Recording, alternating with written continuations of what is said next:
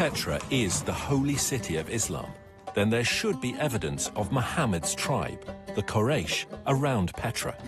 If Dan Gibson can find Muhammad's tribe, it will greatly support his theory that Muhammad was from the Petra region and not from Mecca.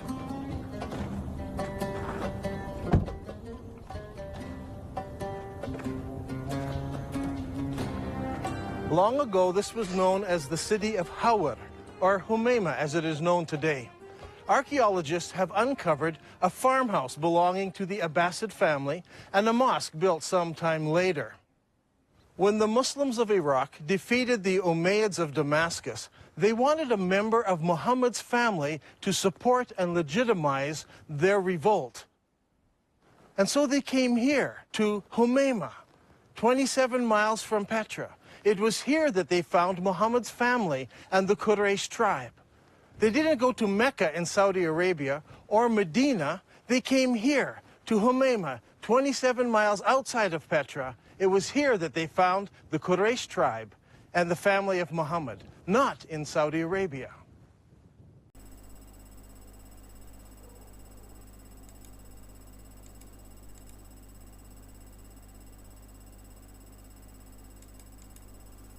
ദൈവനാമത്തിന് മഹത്വമുണ്ടാകട്ടെ.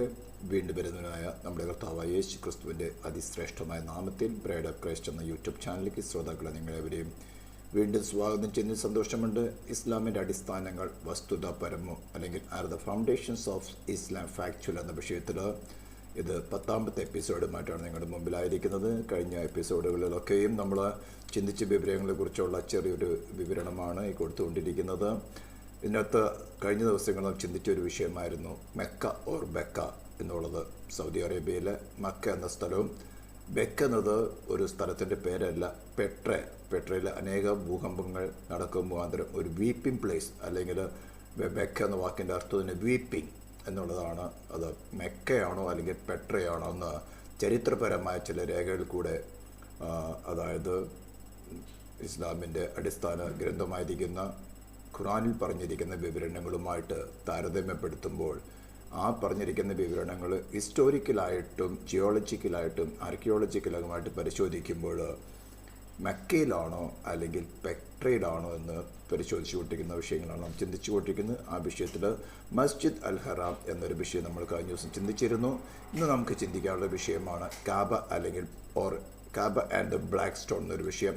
തുടർന്ന് നമുക്ക് ചിന്തിക്കാനുള്ളതാണ് Marwa and the Safa, then Zamzam well, then geology of the land in Mecca. അതിൻ്റെ കാര്യത്തിൽ അവിടെ നമുക്ക് ചിന്തിക്കാനുള്ളത് വാലികൾ ഉണ്ടായിരുന്നുവെന്നും അതുപോലെ തന്നെ നദി ഉണ്ടായിരുന്നുവെന്നും സാൾട്ട് പില്ലർ ഉണ്ടായിരുന്നുവെന്നും ഫീൽഡ്സിൽ ഉണ്ടായിരുന്നുവെന്നും ട്രീസ് ഉണ്ടായിരുന്നുവെന്നും ഗ്രാസ് ഉണ്ടായിരുന്നെന്നും ഫ്രൂട്ട്സ് ഉണ്ടായിരുന്നെന്നും ക്ലേ ആൻഡ് ലോംസ് ഉണ്ടായിരുന്നുവെന്നും അതുപോലെ ഒലിവ് ട്രീസ് ഉണ്ടായിരുന്നുവെന്നും മൗണ്ടൻസ് ലുക്കിംഗ് കാബ എന്ന രീതിയിലൊക്കെയും വിവരണങ്ങൾ കൊടുത്തിരിക്കുമ്പോൾ ഈ കാര്യങ്ങൾ മക്കയുമായിട്ടോ ആണോ പെട്രയുമായിട്ടോ ആണോ ചരിത്രപരമായിട്ട് ജിയോളജിക്കൽ എവിഡൻസുകളിൽ ആർക്കിടെക്ചറൽ എവിഡൻസുകളിൽ പ്രൂവ് ആകുന്നത് എന്നാണ് നാം ഈ ദിവസങ്ങളിൽ ചിന്തിച്ചുകൊണ്ടിരിക്കുന്നത്.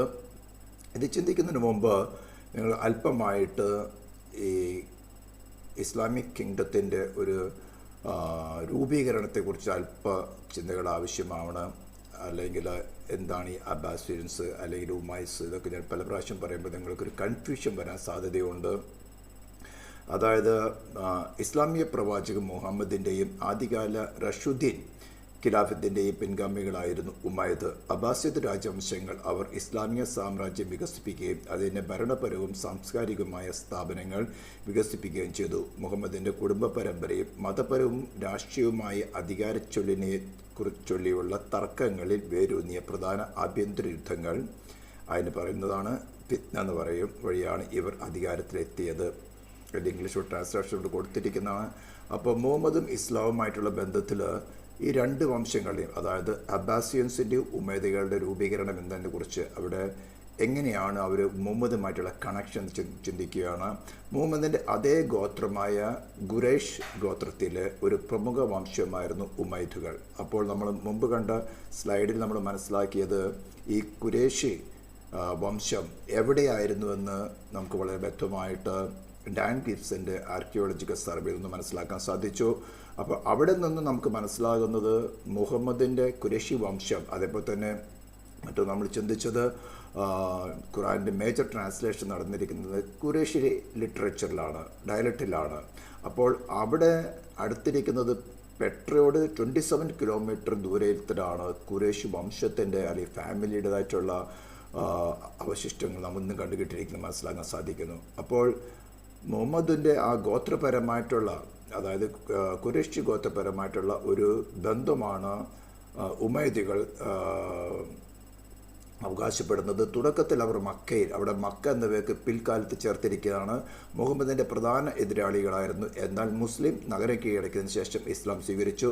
ഒന്നാം ഫിത്നയ്ക്ക് ശേഷം 661, അതായത് മുമ്പുണ്ടായിരുന്ന അലിയുടെ വധത്തിന് ശേഷം നമ്മൾ പഠിക്കും, മുഅവിയ ഒന്നാമത് രാജവംശം സ്ഥാപിച്ചു. ഖിലാഫത്തിനെ ഡമാസ്കസ് കേന്ദ്രീകരിച്ച് പരവും രാജവംശപരവുമായി ഭരണമാക്കി മാറ്റി. വികസിപ്പിച്ചുകൊണ്ടിരുന്ന മുസ്ലിം സമൂഹത്തിൻ്റെ രാഷ്ട്രീയ നേതാക്കൾ എന്ന നിലയിലായിരുന്നു ഇസ്ലാമുമായുള്ള ഇവരുടെ ബന്ധം. ഇത് ഉമൈദിനെ കുറിച്ചായിരിക്കുമ്പോൾ അബ്ബാസിനെ കുറിച്ച് കൊണ്ടുള്ള ചരിത്രം ഇതാണ്. മുഹമ്മദിൻ്റെ ഇളയ അമ്മാവനായ അബ്ബാസ് ഇബിൻ അബ്ദുൾ മുത്തലിബിൻ്റെ പിൻഗാമികളാണ് അബ്ബാസികൾ. പ്രവാചക കുടുംബവുമായുള്ള, അതിന് പറയുന്നത് ബനു ഹാഷിം എന്ന് പറയും. ഈ നേരിട്ടുള്ള കുടുംബ ബന്ധം ഉപയോഗിച്ച് പലരും നിയമവിരുദ്ധവും ലൗകികമാണെന്ന് കരുതിയ ഉമൈദുകൾക്കെതിരെ അവരുടെ വിപ്ലവത്തിന് പിന്തുണ ശേഖരിക്കാൻ അവർ ശ്രദ്ധിച്ചു. 750 ക്രിസ്ത്യൻ എറയിൽ അധികാരത്തിൽ വന്നപ്പോൾ പ്രവാചക കുടുംബത്തിന് അധികാരം പുനഃസ്ഥാപിക്കുന്ന യഥാർത്ഥ മതപരമായി നിയമാനുസൃതമായി പിൻഗാമികളായി അവർ സ്വയം അവതരിപ്പിച്ചു. അപ്പോൾ നിങ്ങൾക്ക് ഈ മാപ്പിൽ നോക്കിയാൽ കാണാൻ സാധിക്കും, AD 632 മുഹമ്മദ് മക്കയും മദീനയും ആസ്പദമാക്കി തൻ്റെ കിങ്ഡത്തിൻ്റെ ആരംഭം തുടങ്ങുന്നു. അതിനുശേഷം റഷീദിയൻ പീരീഡ്, അതായത് 4 ഖലീഫുകളാണ് അതിനകത്തുള്ളത്. അതിൻ്റെ ആസ്ഥാനത്തെ ഖലീഫാണ് അലി എന്ന് പറയുന്നത്. 632 തുടങ്ങി 661 അവസാനത്തെ ഖലീഫായിരിക്കുന്ന അലിയുടെ പതനത്തിന് ശേഷം ഉമൈദ് 661 ആരംഭിക്കുന്നു. 750 അത് വീണ്ടും അബ്ബാസിയൻസ് പിടിച്ചെടുക്കുന്നതായിട്ടാണ് നമുക്ക് ഇത്രയും രേഖകൾ മനസ്സിലാക്കാൻ സാധിച്ചത്. ഇനി നമ്മൾ ചിന്തിക്കാൻ പോകുന്നത് ഉമൈദ് ഭരണകൂടത്തിൻ്റെ ഇവിടെ ഉയർത്തിരുന്ന ഇതെല്ലാം ഗൂഗിൾ ട്രാൻസ്ലേഷനാണ്. റൈസ് ഓഫ് ഉമൈദിന് കൊടുക്കുമ്പോൾ കിട്ടുന്ന ഗൂഗിൾ ട്രാൻസ്ലേഷനാണ്. ഈ മലയാളം എല്ലാം ഗൂഗിൾ ട്രാൻസ്ലേഷൻ എടുത്തിരിക്കുന്നതാണ്. മൂന്നാം ഖലീഫായ ഉസ്മാൻ ഉമൈദ് കൊല്ലപ്പെട്ടതിനെ തുടർന്ന് ഒന്നാം ഫിത്ന, ആഭ്യന്തര യുദ്ധം വിശേഷമാണ് ഉമൈദ് ഖലീഫ സ്ഥാപിതമായത്. അലിയുമായുള്ള സംഘർഷം. സിറിയയിലെ ശക്തനായ ഉമൈദ് ഗവർണറായിരുന്ന മുഅവിയും 4ാമത്തെ ഖലീഫായി മാറിയ മുഹമ്മദിൻ്റെ ബന്ധുവും മരുമകനുമായ അലി ഇബ്നു അബി താലിബും തമ്മിലായിരുന്നു പ്രാഥമിക സംഘർഷം. ക്രിസ്ത്യൻ എറ 657 സിഫീൻ യുദ്ധത്തിൽ അവർ ഒരു സ്തംഭനാവസ്ഥയിലേക്ക് പോരാടി. അടുത്ത ചിന്തിക്കാൻ പോകുന്നത് രാജ്യവംശ സ്ഥാപനം. ക്രിസ്ത്യൻ എറ 661 അലിയുടെ വധത്തിന് ശേഷം മുഅവിയ അലിയുടെ മകൻ ഹസ്സനെ അധികാരം ഉപേക്ഷിക്കാൻ നിർബന്ധിക്കുകയും ആദേശം കൊന്നുകളഞ്ഞെന്നാണ് പിന്നീട് പല ചരിത്രങ്ങളും റെക്കോർഡ് ചെയ്യുന്നത്. ഉമൈദ് രാജവംശം സ്ഥാപിക്കുകയും തലസ്ഥാനം ഡമാസ്കസിലേക്ക് മാറ്റുകയും ചെയ്തു. ഈ പാരമ്പര്യ സമ്പ്രദായം പല മുസ്ലിങ്ങൾക്കും, പ്രത്യേകിച്ച് അലി അല്ലെങ്കിൽ ഷിയ വഴി മുഹമ്മദിനെ നേരിട്ടുള്ള വംശപരമ്പര നേതൃത്വം തുടരുമെന്ന് വിശ്വസിച്ചവർക്ക് ഒരു പ്രധാന തർക്ക വിഷയമായി തീർന്നു. പിൽക്കാലത്ത് സംഭവിച്ച കാര്യങ്ങൾ നിർണായകമായ പോരാട്ടം സാബി യുദ്ധം, അതായത് ക്രിസ്ത്യൻ എറ 750 നമ്മൾ മേളിൽ നോക്കിക്കഴിഞ്ഞാൽ ഉമൈദ് ഡൈനാസ്റ്റിയിൽ നിന്ന് വീണ്ടും അബ്ബാസിസ് പിടിച്ചെടുക്കുന്ന കാര്യത്തെക്കുറിച്ച് പറയുന്നതാണ് സാബി യുദ്ധം. കിഴക്കൻ പ്രവിശ്യയായ ഖുറാസനിൽ നിന്ന് കറുത്ത ബാനറുകളുമായി മാർച്ച് ചെയ്ത് അബ്ബാസിഡ് സൈന്യം അവസാനത്തെ ഉമൈദ് ഖലീഫായ മർവാൻ രണ്ടാമന് നിർണായകമായി പരാജയപ്പെടുത്തിയ ഒരു യുദ്ധമാണിത്.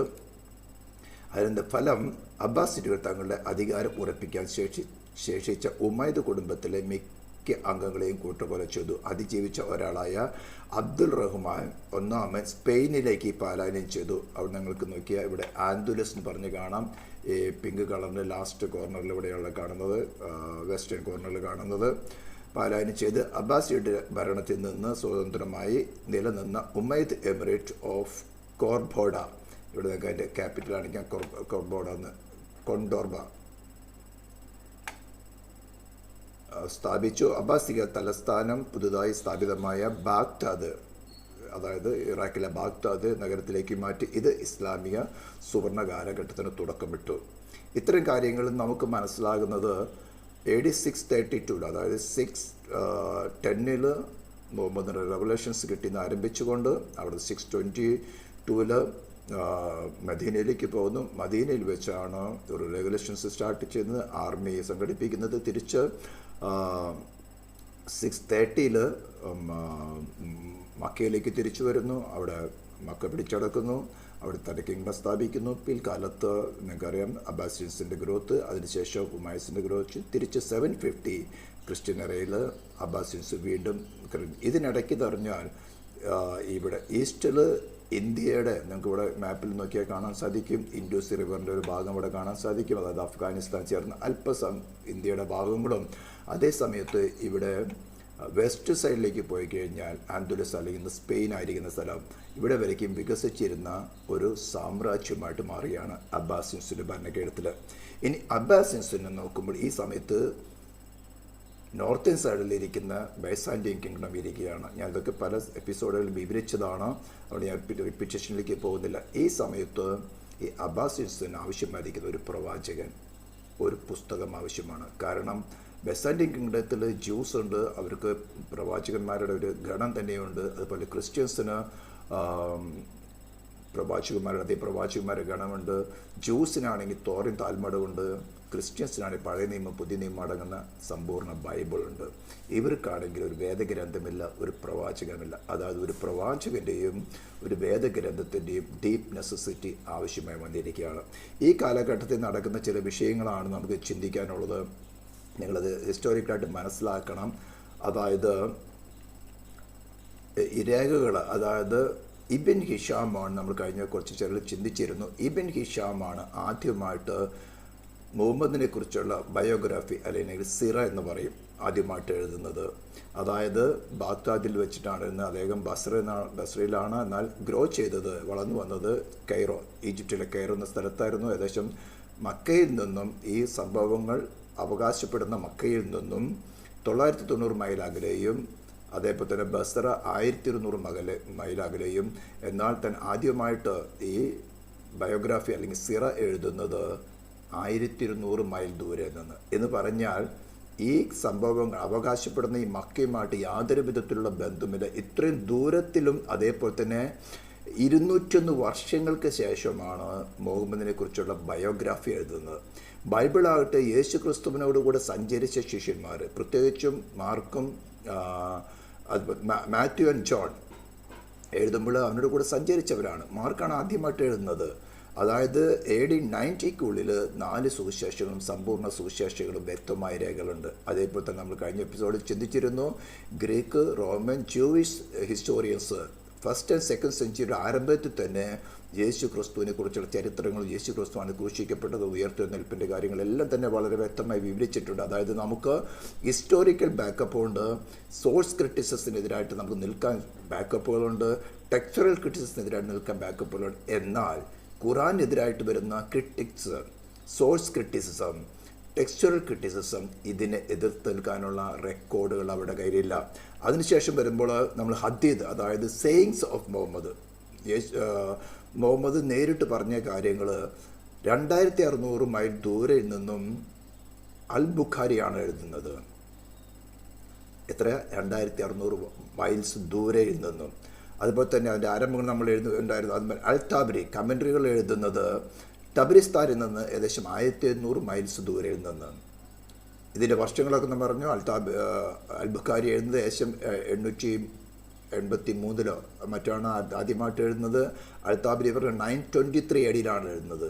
ഇത്രയും കാലഘട്ടങ്ങൾക്ക് ശേഷം ഈ മുഹമ്മദിന് കിട്ടിയിരിക്കുന്ന റെവലേഷൻസ് അവനോട് കൂടെ ഉണ്ടായിരുന്ന ജനങ്ങൾക്ക് കൈമാറിയത് വെർബലായിട്ടാണ്. അതേപോലെ തന്നെ അവരെല്ലാം യോദ്ധാക്കളായിരുന്നു. ഈ പല ആവർത്തികളും നടന്ന യുദ്ധങ്ങളിൽ അനേകർ മരിച്ചുപോയി, അവരുടെ മെമ്മറികൾ നഷ്ടപ്പെട്ടു. പിൽക്കാലത്ത് അവരോടുന്ന് കേട്ട് അതായത് 4 ജനറേഷന് ശേഷം വന്നിരിക്കുന്നവരാണ് ഇത് എഴുതി വച്ചിരിക്കുന്നത്.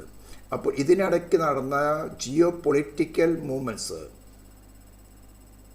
അതേപോലെ തന്നെ റിലീജിയസ് മൂവ്മെൻറ്റ്സ്, ഇതെല്ലാം അവകാശപ്പെടുന്നത് മുഹമ്മദുമായിട്ടുള്ള റിലേഷനാണെന്ന്. അപ്പോൾ ഡാൻ ഗിബ്സൻ്റെ ആർക്കിയോളജിക്കൽ സർവേ നമുക്ക് മനസ്സിലാകുന്നത് ഖുറേഷി ഫാമിലി മക്കയുടെ അല്ല, പെട്രയോട് 27 കിലോമീറ്റർ ദൂരത്തിലായിരുന്നു ആ ഖുറേഷ് ഫാമിലി ഉണ്ടായിരുന്നെന്നും. അങ്ങനെയാണെങ്കിൽ മുഹമ്മദിൻ്റെ ഫാമിലിയും എങ്ങോട്ട് നോക്കിയായിരുന്നു പ്രാർത്ഥിച്ചിരുന്നത്, ഏത് ദൈവത്തെയായിരുന്നു അന്വേഷിച്ചിരുന്നത്. അതായത് നമ്മൾ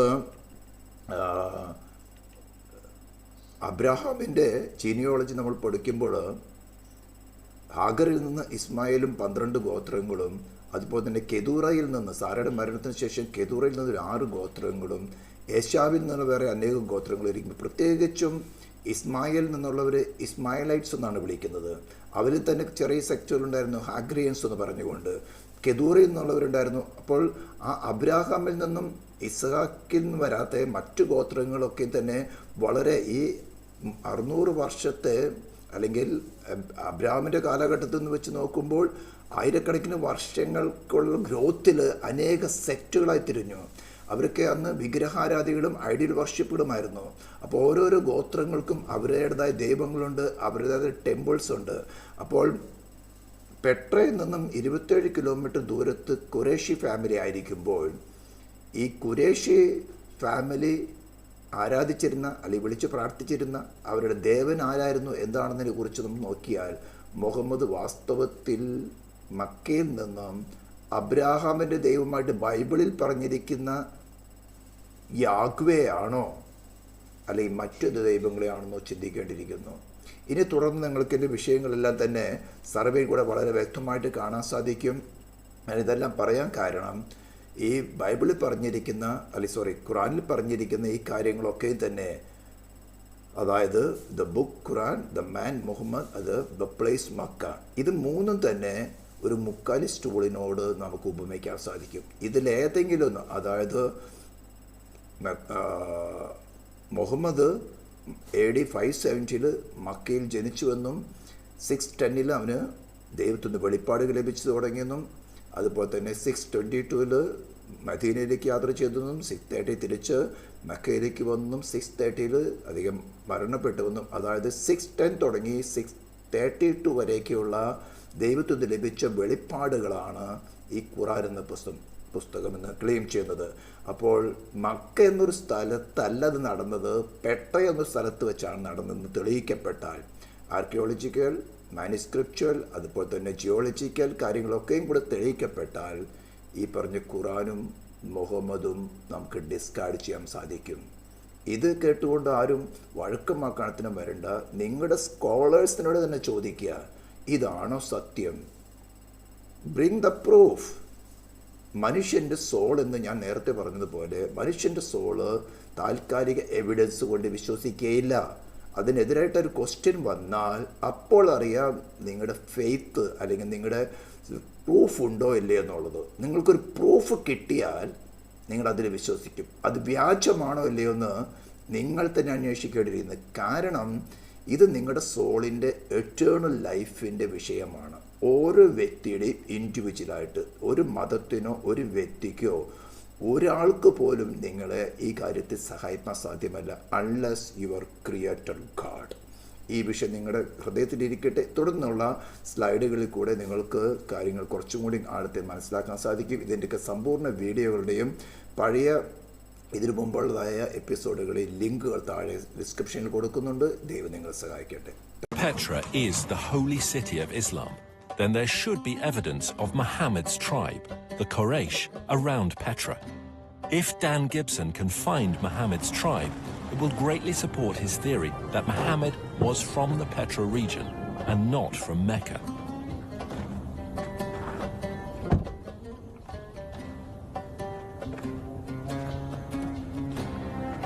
Long ago, this was known as the city of Hawar, or Humayma as it is known today.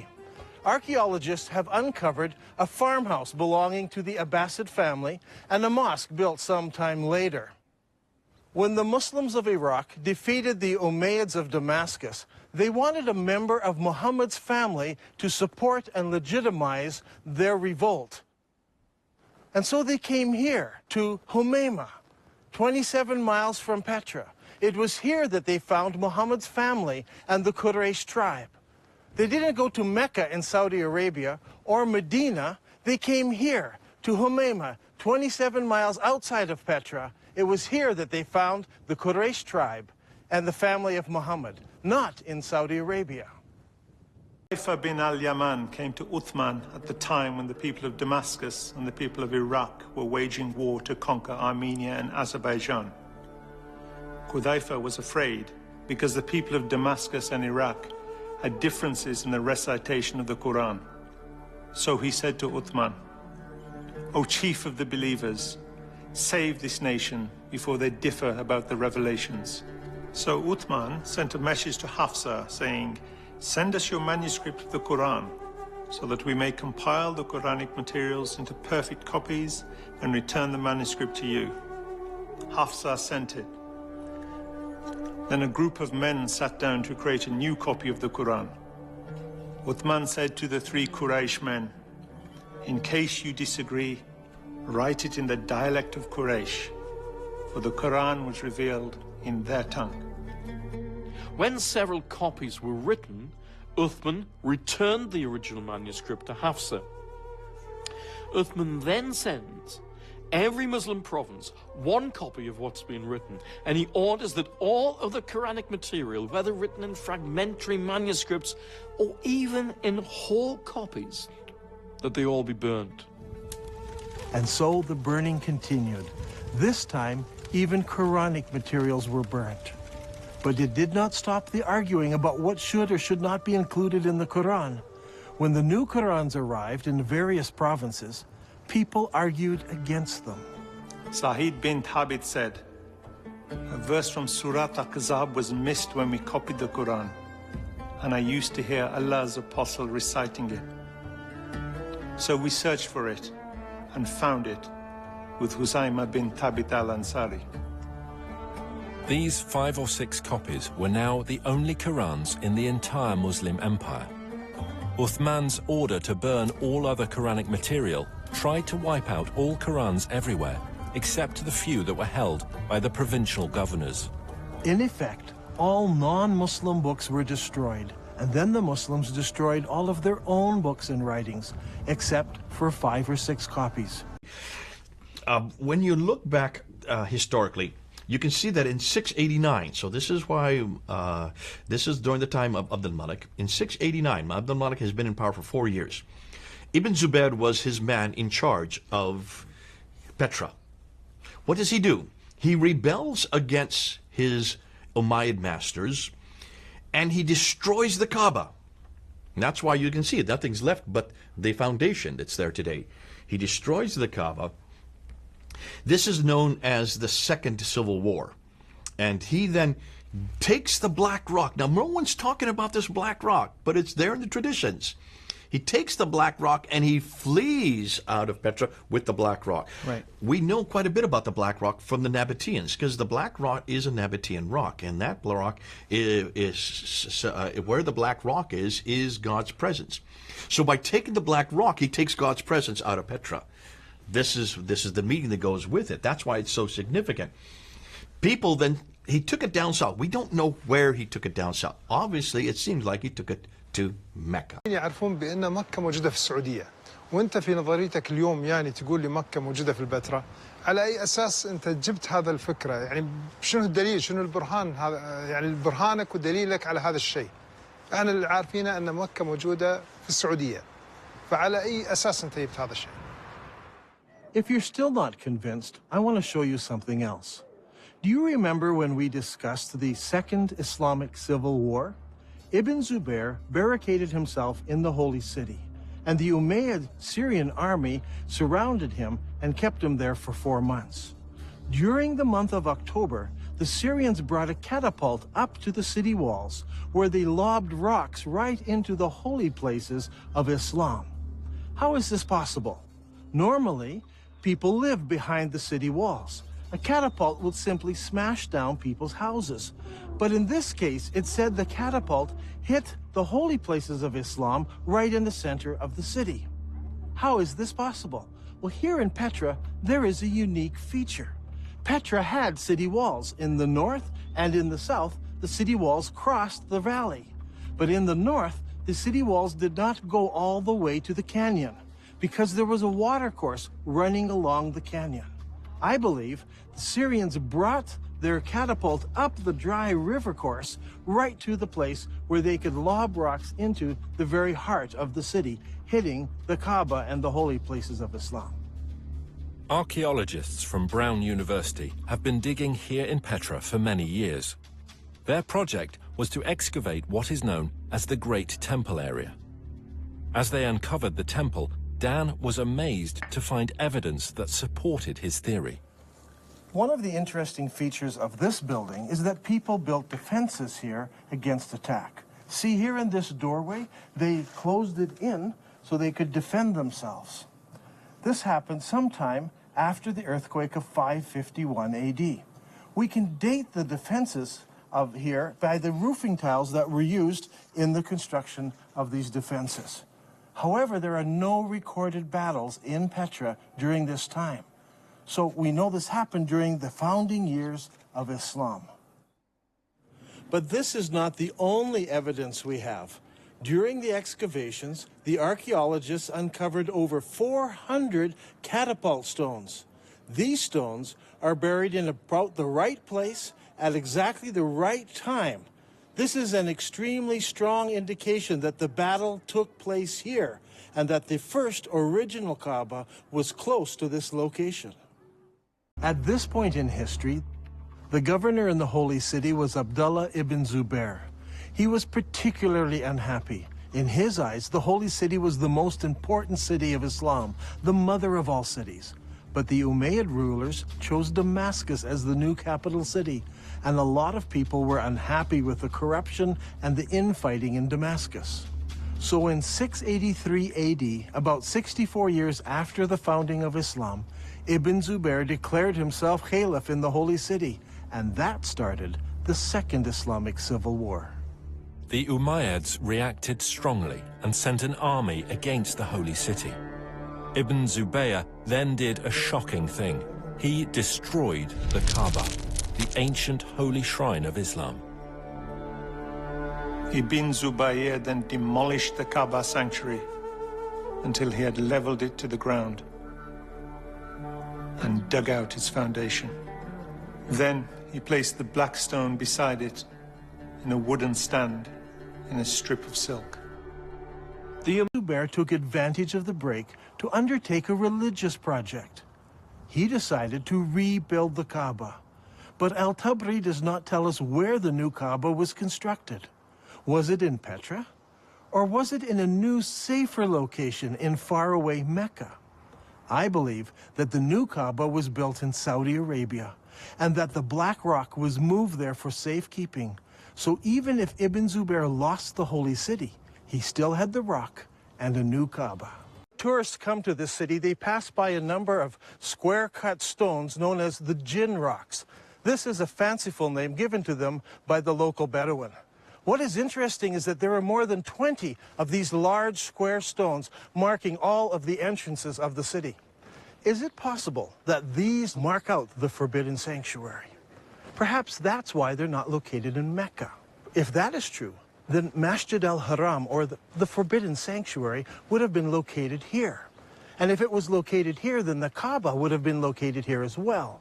But it's not, because a man named Ibn Zubair moved it. Stood there, and they must have been put there, but what happened is people started going to the Black Rock, because it makes sense. That's where God's presence is.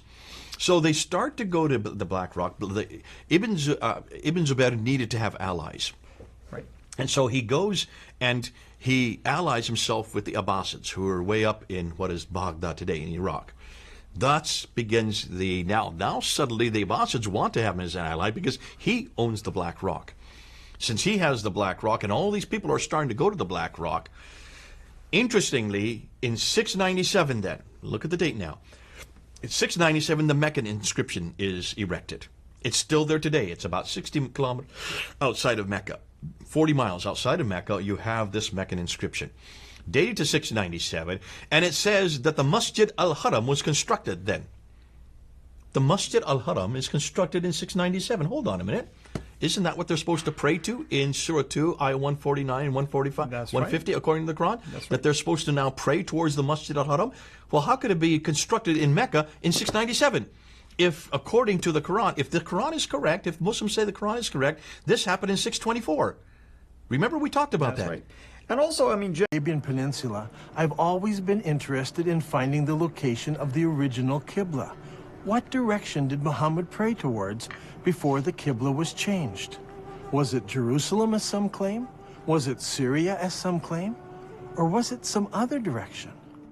If we were to do this study 100 years ago, it would require an incredible amount of work and research. We would have to travel the world searching ancient sites to find the earliest mosques in Islam. Now, in a few moments, we can do what used to take a lifetime. Google Earth lets us look down on sites from space, and websites like ArcNet can combine the research of hundreds of students and professors. We can examine structures based on various criteria. We choose Islamic buildings, arrange them by date into a chronological list, then determine when they were constructed, check their Qibla direction by using Google Earth, and collate this to determine when the Qibla direction changed towards Mecca. This will give us solid data to work with. Now, this can be put to the test. If we go to the earliest mosques that were built, where we can identify their direction of prayer, we can plot them on a map and see if their lines converge. We'll find one of three things. They all point in different directions. They all point to Jerusalem, or they all point to another location. After the Mosque of the Two Qiblas in Saudi Arabia, there are a further 11 early surviving mosques that we can research. These are located in China, Egypt, southern Jordan, Lebanon, central Jordan, Yemen, Israel, Iraq, Jerusalem, West Bank, and lastly, Lebanon. So, if we go in the order that they were built, the second surviving mosque was built in Guangzhou, China. Guangzhou is the modern name for what was known as the city of Canton. When Marco Polo reached this city in 1300 AD, he discovered over 100,000 Arab and Persian merchants living there. You see, the Arabs had been trading with the Chinese for hundreds and hundreds of years. This is all well documented. And so Abu Waqas, an uncle of Muhammad, traveled to China on a trade mission. And according to Chinese manuscripts, he built a mosque for the Arabs in Canton in 627 AD, or 6 years after the founding of Islam. I personally examined this mosque and used a GPS unit to determine the mosque's Qibla direction. What I found was surprising. This mosque does not face Mecca. It faces 12 degrees north of Mecca, meaning that it does not face Jerusalem either. Its Qibla passes south of Jerusalem. The next mosque was built in 641 AD, about 20 years after the founding of Islam, in the town of Fustat, just outside of Cairo. This mosque was rebuilt and enlarged several times, so that today the original foundation is no longer evident. However, a description of the original ground plan of the mosque survives, and the Islamic records tell us that the first Qibla pointed east and later had to be corrected towards the south, towards Mecca. The next surviving Islamic building is the Umayyad Palace, built here at Humayma in southern Jordan. Around 700 AD, or about 80 years after the founding of Islam, the Abbas family built a large manor house here. This house had no special mosque area. Rather, the faithful would line up here in the courtyard to pray. This house has a Qibla direction, but it is not towards Jerusalem. The following year, in 706 AD, the Umayyad Muslim rulers built Khirbat al-Minya, a large palace complex in Israel on the shores of Galilee. This palace complex had a specific room used as a mosque. According to the inscription set into a gateway, it was built 87 years after the founding of Islam by the Muslim ruler Al-Walid. This building and its mosque do not face Jerusalem. That same year, the Muslims also built the Wasit Mosque in Iraq. Originally, archaeologists claimed that this mosque pointed to Jerusalem. However, further research has shown that this mosque points south of Jerusalem. The next mosque is the Al-Aqsa Mosque in Jerusalem itself. This mosque is not the temple dome, but rather the old mosque to the south of the dome. This mosque is already in Jerusalem, but it also has a Qibla, and it does not point to Mecca. The next mosque we come to was Islam needs to ask if it is possible that over 1 billion people have been misled by Abbasid propaganda regarding how and where their religion began. And, if true, what implications does this have for the average